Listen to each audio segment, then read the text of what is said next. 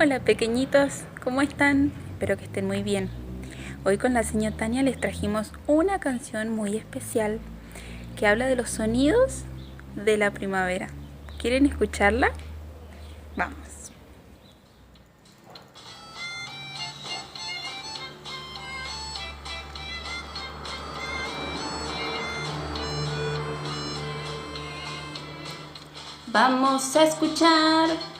Vamos a escuchar todos los sonidos que la primavera trae. Cantan en el cielo, cantan en las ramas, cantan y me alegran todas las mañanas. Vamos a escuchar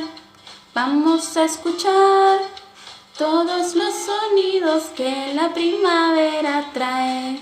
Presten atención y adivinarán quién entre las flores zumba, viene y va.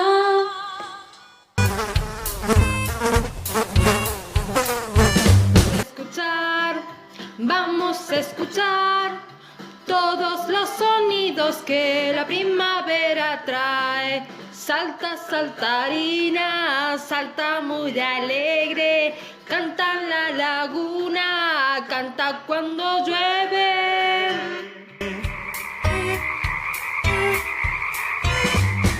Vamos a escuchar todos los sonidos que la primavera trae.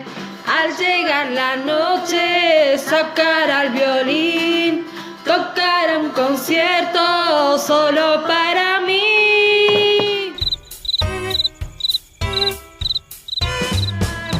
Vamos a escuchar todos los sonidos que la primavera trae.